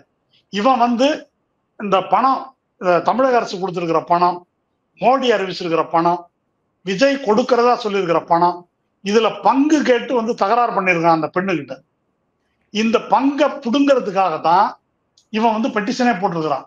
அந்த பெண்ணு ட்ரைப்ஸ் சேனல்ல வீடியோ இருக்குது, நீங்க பாருங்க. கணவர் கைப்பட்ட சர்டிபிகேட் நான் வாங்கிட்டேன், அவர் விட்டு 8 வருஷம் ஆயிடுச்சு. அவர் அமௌண்ட்டுக்காக வேண்டி பண்ற மாதிரி தான் தெரியும். பையனுக்காக வந்து ஒரு சொட்டு கண்ணீரும் விடல, பையனுக்காக எதுவுமே பார்க்கவோ விசாரிக்கவோ எதுவுமே பண்ணதில்லை. வீடியோல அவங்க சொல்றாங்க, அவன் எதுக்காக பெட்டிஷன் போட்டிருக்கிறான் தெரியுமா? இந்த பணத்தை புடுங்கிறதுக்காக தான் பெட்டிஷன் போட்டிருக்கிறான். இது வந்து திமுகவுக்கு தெரியாமல் இந்த பன்னீர்செல்வத்தை கூட்டும் போல திமுகல இருந்து கூப்பிட்டு இந்த பெண்ணுகிட்ட பேசியிருக்கிறாங்க. அந்த பெண்ணை வந்து இது மாதிரி பண்றாங்க கேட்டிருக்கிறாங்க. இந்த மாதிரி பன்னீர்செல்வம்னு ஒருத்தர் பணம் கேட்கிறாரு, அவன் ஃப்ராடு, அவன் விட்டுட்டு ஓடிட்டான், இந்த மாதிரி கதை, இதெல்லாம் நான் திமுக காரங்கள்ட்ட சொன்னேன் அப்படின்னு அவங்க விளக்கியிருக்கிறாங்க. இத்தனைக்கு பிறகும் ஒரு அயோக்கியத்தனம் பண்றதுக்காக ஒரு களவாணி பைய பெத்த பிள்ளைய விட்டு ஓடின ஒரு அயோக்கியன் அவன் பேர்ல பெட்டிஷன் போட்டு அவனுக்கு லோக்கல் ஸ்டாண்டே கிடையாது, அவனை வச்சு போட்டுட்டு இவங்க வந்து பண்ணியிருக்கிறாங்க. இதுவும் நீதிமன்றத்தை ஏமாற்றக்கூடிய பெர்ஜுரி. இந்த பெர்ஜுரிக்காக பன்னீர்செல்வத்தை உள்ள வைக்கணும். இந்த இது கூட்டு போன திமுக காரங்க தே ஆர் அக்கௌண்டபிள். எனக்கு ஆச்சரியம் என்ன அப்படின்னு சொன்னா, இதெல்லாம் தமிழக அரசுக்கு தெரிந்தும் இந்த விஷயத்தெல்லாம் ஏன் உச்ச நீதிமன்றத்தில் அவங்க சொல்லல? வழக்கறிஞர் வில்சன் இருக்கிறாரு, அபிஷேக் மனு சிங்வி இருக்காரு, முகுல் ரோத்கி இருக்காரு, அங்கேயே எழுப்பியிருக்க முடியும். இத சொல்லாம இவங்க என்ன லட்சணத்துல கேஸ் நடத்துறாங்க அது எனக்கு தெரியல. ரொம்ப வேதனையா இருக்குது, வெக்கமா இருக்குது. சேனல் போய் எடுத்துட்டு வந்து இதெல்லாம் போட்டிருக்கிறாங்க. இந்த உண்மையை வந்து அவங்க சொல்றதுக்கு உங்களால முடியல. என்ன நடக்குது அரசாங்கம்னு எனக்கு ஒன்றும் புரியலைங்க. கண்டிப்பா அவங்க கவனத்துல வச்சுக்கணும். எனக்கு நீங்க பாசிங்ல சொன்ன ஒரே ஒரு விஷயம் மட்டும் எனக்கு டவுட்டு. இப்போ அந்த நபர் போய் உச்சநீதிமன்றத்தில் வழக்கு தொடுத்திருக்கிறாரு. இதுல தாவேக்காரங்க தான் கூட்டு போனாங்க அப்படிங்கிறதுக்கு நம்மகிட்ட எதுவும் ஆதாரம் இல்லைல்ல. இப்ப பன்னீர்செல்வம் தான் சீனியர் கவுன்சிலர் 20 லட்சம் ரூபாய் ஃபீஸ் கொடுத்து வச்சிருக்கிறாரு. அவர் தான் வச்சிருக்காருங்க, அவர் தான் போய் நடத்திருக்காரு. நம்புவோம் நம்ம. ஒன்னா தாவேக்கா கூட்டின்னு போயிருக்கணும், இல்ல அவங்க தோழமை கட்சியான பாஜக கூட்டின்னு போயிருக்கணும், இல்ல அதிமுக கூட்டின்னு போயிருக்கணும். 3 பேர்ல யாரோ ஒருத்தர் தான். இது ஒன்றும் கண்டுபிடிக்க முடியாத விஷயம் இல்ல. பட் நான் I am saying on record, இது வந்து பெர்ஜூரின்னு சொல்றேன். பன்னீர்செல்வத்தை கூப்பிட்டு நீதிமன்றம் விசாரிச்சா யார் அவரை கூப்பிட்டு வந்தாங்கன்னு அவர் சொல்லிட போறாரு. நான் எதுக்கு சொல்லணும்? தாவேக்காவா, அதிமுகவா, பாஜகவா யாருன்றத பன்னீர்செல்வம் சொல்லட்டும். இல்ல தந்தை என்ற முறையில நானே 20 லட்சம் ரூபாய் ஃபீஸ் கொடுத்து நான் தாங்க சுப்ரீம் கோர்ட்டுக்கு வந்தேன்னு சொல்லட்டும் அவரு. இல்ல ஒரு விஷயம் நான் சொல்றேன். 41 பேர் வந்து செத்து இருக்கிறாங்க வேடிக்கை பார்க்க வந்தவங்க. அதை பத்தி உங்களுக்கு இரக்கம் இல்லை. இப்போ அந்த குழந்தை ஒரு 9 வயது பையன், அவனுடைய பிணத்தை வைத்து கொண்டு தாங்கள் தப்பிக்கிறதுக்கு இவங்க முயற்சி பண்றாங்க. இதோட கொடூரம் வேற எதுவும் கிடையாது. இதோட இரக்கமற்ற செயல் வேற எதுவும் கிடையாது. தமிழக அரசு தாமதமா போனா கூட, இப்ப கூட நான் சொல்றேன், இதுல வந்து ஒரு பெர்ஜுரி கேஸ் வந்து போடுங்க, கோர்ட்ல வந்து தயவு செய்து மனு கொடுங்க. இந்த அயோக்கியத்தனத்தை வெளியே கொண்டு வரணும். இந்த பன்னீர்செல்வத்தை கூட்டின்னு வந்தது யார் என்பது தமிழ்நாட்டுக்கு மொத்தத்துக்கும் தெரியணும். இல்ல இது சொல்றது பொய், இப்ப நான் பொய் சொல்றேன்னா நான் தண்டனைக்கு ரெடி. யோக்கியமா நேர்மையா இருந்தால், இவங்களுக்கு சூடு சொரணா இருந்தாக்கா தாவேக்காரங்க இதுக்கு வழக்கு போடட்டும், இல்ல இது என்னன்னு கேட்கட்டும். முக்கியமான கேள்விதான் வச்சிருக்கீங்க. எனக்கு இன்னும் ஒரு 2 கேள்வி மட்டும் அதோட முடிச்சிடுறேன். ஒன்று, அந்த நீதிமன்றத்தில் பிரதானமாக எல்லா ஊடகங்களையும் பதிவு செய்யப்பட்டது, இங்கே செந்தில்குமார் வந்து வாலண்டரியாக வந்து எஸ்ஓபி கேஸில் வந்து எஸ்ஐடி அமைச்சது, அது அன்வாலண்டரியாக நீங்கள் வந்து உங்கள்கிட்ட கேட்காமே ஒரு ப்ளீ என்னவோ அதை தாண்டி நீங்கள் போய் ஒரு நடவடிக்கை எடுத்துட்டீங்க. ஒன்று. இன்னொன்று, நீங்கள் இந்த சிங்கிள் பெஞ்சில் நீங்கள் அங்கேருந்து மதுரைக்கு போயிருக்க வேண்டியதை வந்து நீங்கள் எடுத்து, அல்லது நீங்களே ஏன் எடுத்தீங்க, உங்கள் ஜூரிஸ்டிக்ஷனே கிடையாது அப்படிங்கிற மாதிரியான கேள்வி எழுப்பப்பட்டிருக்கு. அந்த கேள்விகள் சரியில்லையா? சென்னையில் இருக்கிற நீதிபதி அதை ஏன் அவ்வளோ ஆர்வம் ஏன் காட்டணுங்கிற மாதிரியான ஒரு சந்தேகம் எழுப்பப்படுது இல்லை? அதுக்கு சில யூகங்கள்லாம் வர பரப்பப்பட்டது, அதனால கேட்குறேன். இல்லைங்க, அதாவது முதல் கேள்விக்கு நான் பதில் சொல்றேன். அந்த 2 ஜட்ஜ் பெஞ்ச் இருக்கு இல்லையா, பெஞ்ச் இருக்கும்போது இங்க சிங்கிள் ஜட்ஜ் எப்படி விசாரிச்சாரு, அதான முதல் கேள்வி. ஆமா ஆமா, நீதிமன்றமே அதை கேட்டிருக்குது. நீதிமன்றம் இன்னும் அவர் கூட சொல்லியிருக்காரு, லைவ்ல பார்த்தேன் நான். என்னுடைய 15 ஆண்டு கால நீதிமன்ற அனுபவத்துல நான் இப்படி ஒண்ணு பார்த்ததில்லை அப்படின்னு உச்ச நீதிமன்ற நீதிபதி சொல்லியிருக்காரு. அது அவங்க கோர்ட்லயே அது எப்படி அவர் சொன்னார் 15 ஆண்டு கால அனுபவத்துல அப்படின்னு எனக்கு தெரியல. அவங்க கோர்ட்லயே நடந்து அது ஊர் சிரிச்சிருக்குது. சந்திரசூட் தலைமையில பேலா திரிவேதின்னு ஒரு நீதிபதி இருந்தாங்க. அவங்கதான் பிஎம்எல்ஏ கேஸு, இடி கேஸு போன்ற பல வழக்குகளை விசாரிச்சாங்க. முறைகேடாக அவங்களுக்கு, பேலா திரிவேதிக்கு இந்த பெஞ்ச் ஒதுக்கப்படுவது குறித்து பல மூத்த வழக்கறிஞர்கள் வெளிப்படையாக நீதிமன்ற முறைகளுக்கு, ப்ரொசீஜருக்கு எதிராக சந்திரசூட் வந்து ஒதுக்குறார் அப்படின்னு பிரசாந்த் பூஷன், துஷ்யந்த் தவே போன்ற மூத்த வழக்கறிஞர்கள் பகிரங்கமா குற்றம் சாட்டியிருக்காங்க. இது அந்த நீதிபதிகளுக்கு தெரிஞ்சிருக்கும். அது ஒரு விஷயம். 2வது, இந்த உயர்நீதிமன்ற நீதிபதிகள் மாற்றம், நியமனம், இதுல வந்து மோடி அரசு செய்யக்கூடிய சித்து வேலைகள் இருக்கு இல்லையா, அதை எதிர்த்து போடப்பட்ட வழக்கு சந்திரசூடுக்கு அடுத்த சீனியர் ஜட்ஜான TN கவுல், இங்க நம்ம ஊர்ல ஒரு தலைமை நீதிபதியா இருந்து போனார், அவர்கிட்ட விசாரணைக்கு இருந்த அந்த அவர் தலைமையிலான அமர்வு அதுல விசாரணைக்கு இருந்த வழக்கை திடீரென்று அவருக்கே தெரியாமல் பேலா திரிவேதி தலைமையிலான அமர்வுக்கு மாற்றப்பட்டது. புரியுதா நான் சொல்றது? இத வேற யாரும் புகார் பண்ணல, அவரே ஓபன் கோர்ட்ல சொன்னார். இந்த நீதிமன்றத்துல என்னென்னவோ நடக்குது மர்மமா. ஆனா ஒண்ணு மட்டும் சொல்றேன், இதெல்லாம் நான் சொல்ல விரும்பல, ஒண்ணு மட்டும் சொல்றேன், தலைமை நீதிபதிக்கு தெரியாம இதெல்லாம் நடக்கல அப்படின்னு அவர் சொன்னார். சரிதானா? அதனால 15 வருஷத்துல நீதிபதி பார்த்தது இல்லைன்னு சொல்றாரு.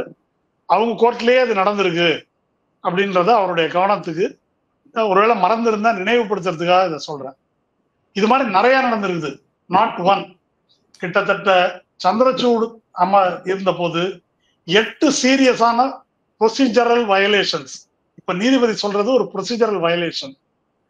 பெஞ்ச்ல ஒரு விஷயம் விசாரிக்கும் போது அதை நீங்க எப்படி தீர்ப்பு சொல்லலாம், அதுதானே சொல்லியிருக்காரு அவரு. இங்க இருந்து உங்களுக்கு சம்பந்தம் இல்லாத ஒரு இடத்துல நீங்க 8 வயலேஷன் நடந்திருக்குது சந்திரசூட் தலைமையிலான இந்த பீரியட்லயே அப்படின்னு லா ஜேர்னல்ஸ்ல விரிவா வந்திருக்கு. அதை நீதிபதிகள், நான் இப்ப தமிழ்ல பேசுறேன், இங்கிலீஷ்ல யாராவது சொல்லக்கூடியவங்க சொல்லுங்க, இதெல்லாம் நடந்திருக்குது. இது ஒண்ணு. ரெண்டாவது, இந்த வழக்கு மதுரை பெஞ்ச்ல அல்லவா விசாரித்திருக்க வேண்டும், இதை எப்படி சென்னையில விசாரிச்சாங்க அப்படின்ற கேள்வி இருக்கு இல்லையா? நல்ல கேள்வி, சூப்பரான கேள்வி. இது சமீபத்துல ரொம்ப முக்கியமான ஒரு வழக்குல மதுரையில விசாரிக்க வேண்டியது சென்னையில விசாரிச்சாங்க. ஒரு உதாரணம் சொல்றேன். நம்ம ஆளுநர் ரவி இருக்கார் இல்லையா, RN ரவி, அவரு எல்லாத்தையும் முடக்கி போட்டு வச்சிருந்தாருல்ல, அதுக்கு ஒரு வழக்கு போட்டு வரலாற்று சிறப்புமிக்க ஒரு தீர்ப்பை தமிழ்நாடு அரசு பெற்றது இல்லையா, பார்த்திவாலா மகாதேவன் பெஞ்ச்ல. ஞாபகம் இருக்கா? 3 மாசத்துக்குள்ள நீங்க பதில் சொல்லணும், அப்படி போட்டு வைக்க முடியாது, அதை நிராகரிச்சாக்க காரணம் சொல்லணும், அதெல்லாம் போட்டு இப்ப பிரசிடென்சியல் ரெஃபரன்ஸ் 5 ஜட்ஜ் பெஞ்ச் விசாரிச்சாங்கல்ல. இந்த பார்த்திவாலா மகாதேவன் பெஞ்ச் தீர்ப்பு வந்த பிறகு தமிழ்நாடு அரசு விசி நியமனம் பண்ணுச்சு. ஞாபகம் இருக்கா? அந்த விசி நியமனத்துக்கு எதிராக திருநெல்வேலியிலிருந்து வெங்கடாஜலபதினு ஒருத்தர், அந்த வெங்கடாஜலபதி யாருன்னா பிஜேபி ஆபீஸ் பேரர், அவர் ஒரு கேஸ் போட்டார். இப்ப கரூர் எப்படி மதுரை பெஞ்ச்ல விசாரிக்கணுமோ, அப்ப திருநெல்வேலி எந்த பெஞ்ச்ல விசாரிக்கணும் நீங்க சொல்லுங்களேன்? அதுவும் அந்த சைடு தானே இருக்குது, மதுரை பெஞ்ச்ல தான் விசாரிக்கணும். ஆனா என்ன அதிசயம் பாருங்க, அதை மெட்ராஸ் பெஞ்ச்ல போட்டார் அவர் அந்த வழக்க.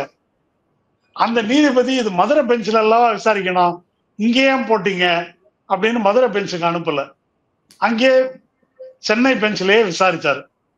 விசாரிச்சு அப்போ வழக்கறிஞர் வில்சன், மூத்த வழக்கறிஞர் வில்சன் அப்பியர் ஆனார்.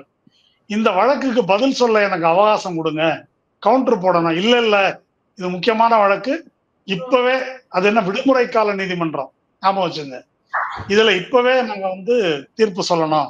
இல்ல அப்படி சொல்ல முடியாது, இது ஸ்லேட் லெஜிஸ்லேஷன், அதற்கு நீங்க ஸ்டே கொடுக்க கூடாது, பதில் சொல்ல நேரம் கொடுங்கன்னு கேட்ட போது முடியாது அப்படின்னு சொல்லிட்டு மதுரை பெஞ்சில் விசாரிக்கப்பட வேண்டிய ஒரு வழக்கு சென்னையில விசாரிச்சாங்க. ஒரு லெஜிஸ்லேஷன் என்பது ஒன்று பாஸ் பண்ணப்பட்டா that is deemed to be constitutional. அப்படிப்பட்ட இதுல நீதிமன்றம் உடனே ஸ்டே கொடுக்க கூடாது, ஸ்டே கொடுத்தாங்க. அந்த விசி நியமனத்துக்கு தடையாணை கொடுத்தாங்க. அது யார் கொடுத்தாங்க தெரியுமா? நீதியரசர் GR சாமிநாதன் சென்னையில வெக்கேஷன் கோர்ட்ல கொடுத்தாரு. இதை சுப்ரீம் கோர்ட்டுக்கு நம்ம தமிழக அரசு அப்பீல் பண்ணுச்சு.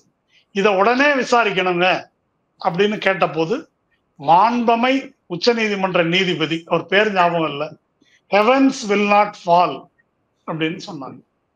சரிதானா? இதெல்லாம் நடந்திருக்கு என்பதையும் மாட்சிமை தங்கிய தலைமை உச்ச நீதிமன்ற நீதிபதிகளுக்கு நினைவூட்டுகிறேன். சட்டப்படி அது அலௌடு தான், சட்டப்படி அலௌடு தான். அதை கேட்டுக்கிறாங்க இல்லையா, அங்க எப்படி விசாரிச்சாங்கன்னு பிஜேபி காரங்களுக்கு நல்லா தெரியும். உங்காலு போட்ட மனுல தான் அது நடந்திருக்குது. அதனால இது 2வதுக்கு பதில். 3வது, SIT நியமனத்துக்கு இதுல விசாரணை கொடுத்தீங்க அப்படின்னு இவங்க வழக்காடிகள் கேட்டிருக்கிறாங்க, நீதிபதிகளும் அதை சொல்லியிருக்காங்க. முதல் பாயிண்ட், SOP மட்டும் கேட்டு போடப்பட்ட மனு அல்ல அது. விஜயை ஏன் FIRல சேர்க்கல?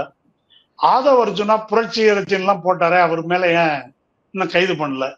இப்படி ஒரு 4 வழக்கு அதுல போடப்பட்டது. 4ஐயும் சேர்த்து தான் அங்க விசாரிச்சாங்க. அதுலதான் மனு போட்டாரு. SOPயை மட்டும் இதுல ரெஃபரன்ஸுக்கு எடுத்துக்கலாம் இந்த தீர்ப்புல. ஆனால் SOP கேட்டு போட்ட வழக்குல நான் SIT ஆர்டர் பண்றேன், இது ஏன் அப்படின்றதுக்கும் அவர் அந்த தீர்ப்பிலே விளக்கம் சொல்லியிருக்காரு. அந்த விளக்கம் தப்பு அப்படின்னு சொன்னா நீங்க கேட்டிருக்கலாம். விளக்கமே சொல்லாத மாதிரி கேட்கறது இருக்கு இல்லையா, அதான் ரொம்ப முக்கியம். என்ன சொல்லியிருக்காரு? Though the prayer in the present writ petition is limited. இது வேணும்னா படிச்சு காட்டுறேன். இந்த ரிட் பெட்டிஷன்ல பிரேயர் வந்து லிமிட்டட் என்றாலும் கூட the scope of the writ petition has been widened due to extraordinary circumstances. இந்த ரிட் பெட்டிஷனுடைய ஸ்கோப் இருக்கு இல்லையா, அது அசாதாரணமான சூழல் காரணமாக அது விரிவாக இருக்கிறது அப்படின்னு சொல்லிட்டு which warrant extraordinary measures. இந்த அசாதாரணமான சூழல் அசாதாரணமான தீர்வுகளை கோருகிறது. This court cannot close its eyes, remain a mute spectator and shrink from its constitutional responsibilities. இந்த நீதிமன்றம் தன்னுடைய கடமையிலிருந்து தவறி வெறும் பார்வையாளனாக இருந்து கொண்டு தன்னுடைய அரசியல் சட்ட கடமைகளிலிருந்து தப்பிக்க முடியாது. புரியுதா? இதெல்லாம் சொல்லி இருக்கிறாங்க, இதெல்லாம் நீதிமன்றம் சொல்லி இருக்குது. ஆனா அது ஏற்கத்தக்கது அல்லன்னு வாதாடி இருந்தா யோக்கியமானது. அதை விட்டுட்டு இதை மட்டும் சொல்றது, அதுல எப்படிங்க இதை போட்டாங்க? ஆமாங்க, எஸ்ஓபி கேட்டதெல்லாம் நான் போடுறேன், ஏனென்றால் இது அசாதாரணமானது, ஏனென்றால் இந்த பெட்டிஷனுடைய ஸ்கோப் விரிந்தது, இந்த அசாதாரணமானதை பார்த்துக்கிட்டு நான் சும்மா இருக்க முடியாது அப்படின்னு சொல்லிட்டு தான் இதை பண்ணியிருக்கிறாங்க என்பதை இந்த வழக்காடிய மூத்த வழக்கறிஞர்களுக்கும் உச்ச நீதிமன்றத்துக்கும் நம்ம தெளிவுபடுத்த வேண்டியிருக்கு. இதுக்கு அடுத்தது ஒண்ணு இருக்குது. இப்ப இந்த எஸ்ஐடி போடுவதை தமிழ்நாடு அரசு கேட்டதா? தமிழ்நாடு அரசு இதை ஆட்சேபித்தது. எஸ்ஐடி போட்டதையா? ஆமா, எஸ்ஐடி போடுவதை தமிழ்நாடு அரசு எதிர்க்கிறது. மதுரை பெஞ்சில் சிபிஐ கேட்டதை தமிழ்நாடு அரசு எதிர்க்குது, 2 ஜட்ஜ் பெஞ்சில். அந்த பெஞ்ச் என்ன சொல்லுது? இப்பதான் விசாரணை ஆரம்பிச்சிருக்கு, சிபிஐ கேட்க எந்த நியாயமும் இல்லை, டிஸ்மிஸ் பண்ணிடுது.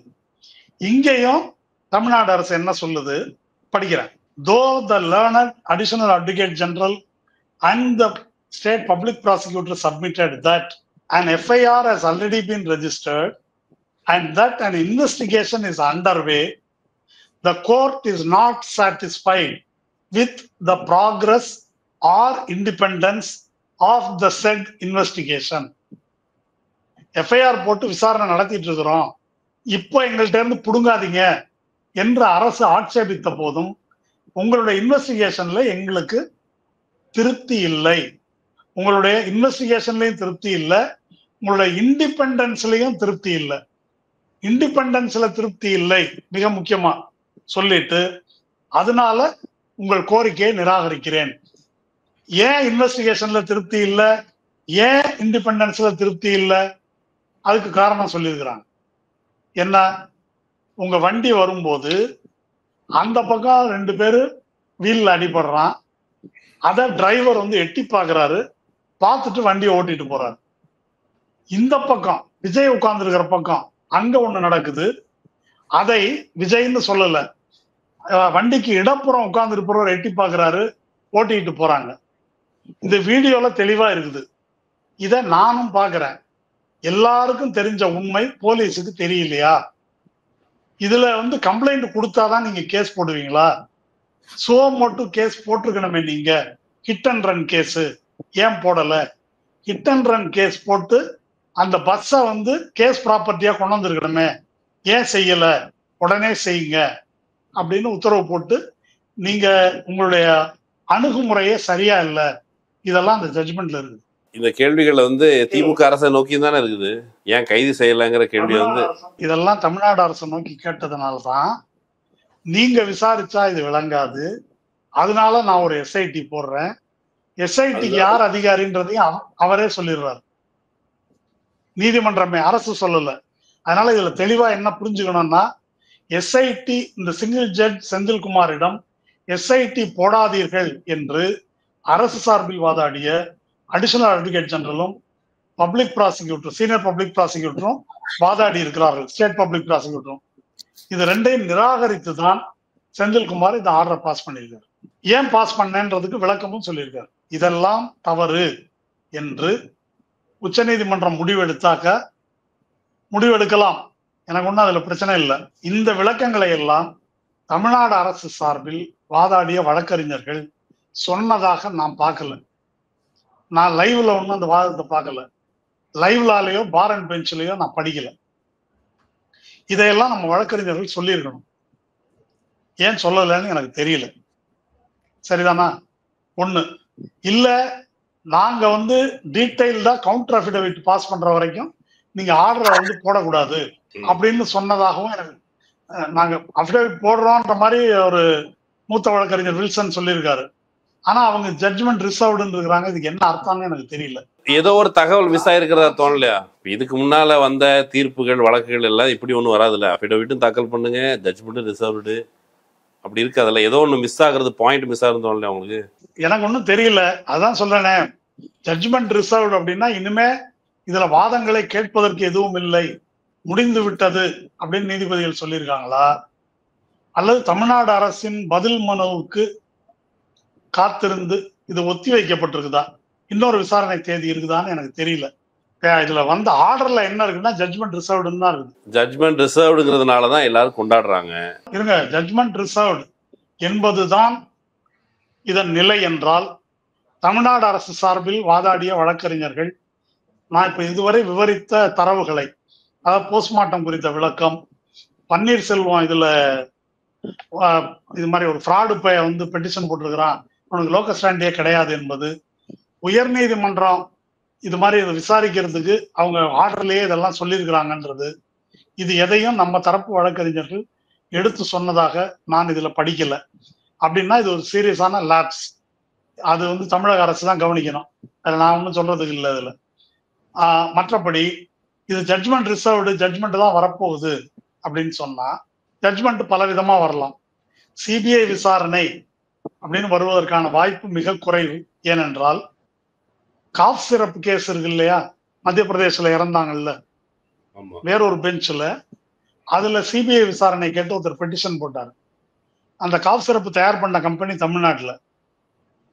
சும்மா எடுத்ததுக்கெல்லாம் சிபிஐ கேட்குறாங்க. நான் தமிழ்நாடு அரசு சார்பா அப்பியர் ஆகல, இருந்தாலும் சொல்கிறேன். சொன்னது யாரு? சாலிசிட்டர் ஜெனரல் துஷார் மேத்தா, மோடி அரசின் வக்கீல். தமிழ்நாடு விசாரிப்பாங்க, அவங்களே நல்லா விசாரிப்பாங்க, இங்க ஒன்னும் அதை சிபிஐக்கு கொடுக்க வேண்டிய அவசியம் இல்லை அப்படின்னு சொல்லியிருக்கிறது யாரு? துஷார் மேத்தா, பிஜேபி ஆதரவாளர்.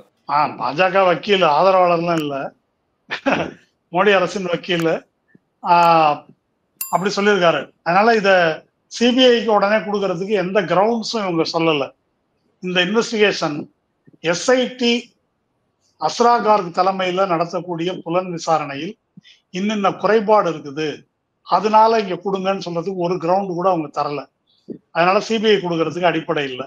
அதே போல சுப்ரீம் கோர்ட் மானிட்டர்டு இன்வெஸ்டிகேஷன் கொடுக்கறதுக்கு எந்த அடிப்படையும் அவர்கள் சொல்லல இது வரைக்கும். ஒண்ணு ஓகே, இதையெல்லாம் மீறி அவங்க கொடுத்துடுறதாவே வச்சுக்குவோம். சிபிஐயே கொடுக்குறாங்க அல்லது இந்த கோர்ட் மானிட்டர்டு இன்வெஸ்டிகேஷனே கொடுத்துடுறதா வச்சுக்கோமே. இதுதான் அதுல தாவேகாவினர் கொண்டாடுவதற்கு எதுவும் இல்லை. ஏனென்றால் இது ரொம்ப முக்கியம். ஏனென்றால் இவர்கள் சொல்வது போல, இவர்கள் இதுவரை சொல்லிக் கொண்டிருப்பது போல எந்த சதி கோட்பாட்டையும் நிரூபிப்பதற்கு எந்த விதமான ஆதாரமும் இவர்களிடம் கிடையாது. நீங்க எந்த சதி கோட்பாட்டையும் அங்க ப்ரூவ் பண்ண முடியாது. Number one. இதை நான் ரொம்ப கான்பிடென்டா சொல்றேன். இது தமிழக அரசு, காவல்துறை, அதிகபட்சம் காவல்துறை தடுத்திருக்கலாம், போயிருக்கலாம், வந்திருக்கலாம்னு சொல்லலாம். ஆனா இவங்களை தடுக்க முடியாது என்பதற்கு இவங்களுடைய முதல் மாநாட்டிலிருந்து இன்னை வரைக்கும் இந்த கூட்டத்தினுடைய நடத்தை, இவர்களுடைய நடத்தை, இவங்களுடைய வயலேஷன், இதையெல்லாம் பற்றி சொல்வதற்கு காவல்துறையிடம் எண்ணற்ற ஆதாரங்கள் இருக்கு. அந்த மொத்த நிகழ்வும் ஏகப்பட்ட வீடியோ கேமரால பதிவு செய்யப்பட்டிருக்கு. இது எதுவுமே ரகசியமா நடக்கிறது எதுவும் கிடையாதுங்க. அது அத்தனைக்கும் எவிடன்ஸ் இருக்குது. போஸ்ட்மார்ட்டம் எப்ப நடந்துச்சு, என்ன ரிப்போர்ட், எல்லாத்துக்கும் எவிடன்ஸ் இருக்கு. அதனால கடுகு அளவு கூட தமிழக அரசோ காவல்துறை அதிகாரிகளோ இதுல கவலைப்படுவதற்கு எதுவுமே கிடையாது. யார் கவலைப்படணும்னா அவங்க தான் கவலைப்படணும். ஏன் கவலைப்படணும்னா எல்லா எவிடன்ஸும் இவங்களுடைய criminal negligence amounting to culpable homicide என்பதை நிரூபிப்பதற்கான எல்லா ஆதாரங்களும் இருக்குது. இது மட்டும் இல்ல, நான் சொல்றது இப்போ இந்த இன்டர்வியூல அதுக்கெல்லாம் நேரம் இல்லை. பேரிடர் மேலாண்மை இருக்கு இல்லையா, அவங்களுடைய கைட்லைன் ஒரு தனி ஆவணம் இருக்குது. ஹிந்துல ஒரு வாரம் முன்னால ஒரு கட்டுரை அதை ரெஃபர் பண்ணி சொல்லியிருக்காங்க. அந்த பேரிடர் மேலாண்மை ஆவணத்துல இது மாதிரி கூட்டம் நடத்துபவர்கள், இதுல இது மாதிரி ஸ்டாம்பீட் அல்லது கிரவுட் கிரஷ், எது ஸ்டாம்பீடு எது கிரவுட் கிரஷ், அப்படி நடந்தா என்ன செக்ஷன்ல போடணும், இதெல்லாம் அதுல இருக்குது.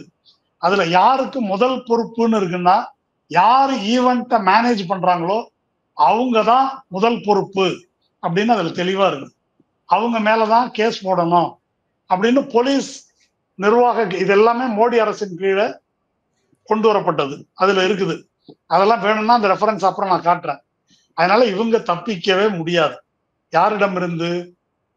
இது சிபிஐ கைக்கு ஒரு வகையில் போனால் அமித்ஷா கையிலிருந்து இவங்க ஒருபோதும் தப்பிக்க முடியாது. தப்பிக்கிறது அப்படிங்கிறது, நீங்க சிறைப்பட்டு இருப்பீங்க, நீங்க அதுல இருந்து தப்பிச்சு ஓடணும். நீங்க வாலண்டரியா ஒரு வீடு புகுறீங்க அப்படின்னு சொன்னா நீங்க தப்பிக்க மாட்டீங்களே. அப்படி இல்லைங்க, இவங்க வந்து கன்விக்ட் ஆறது உறுதி. அந்த குடுமையை கொண்டு போய் அவங்க அமித்ஷா கையில ஒப்படைக்கிறாங்க. இதன் மூலம் இவர்கள் சாதிக்கவிருப்பது என்னன்னா, எடப்பாடிக்கு அடுத்தபடியா நிரந்தர அடிமையாக அமித்ஷா வீட்டு வாசல்ல போடப்பட்டிருக்கிற பெஞ்சில் விஜய் உட்கார போகிறார் அப்படின்றத எழுதி வச்சுங்க. இதுதான் இதனுடைய முடிவு. இது ஒரு முன்கணிப்பு.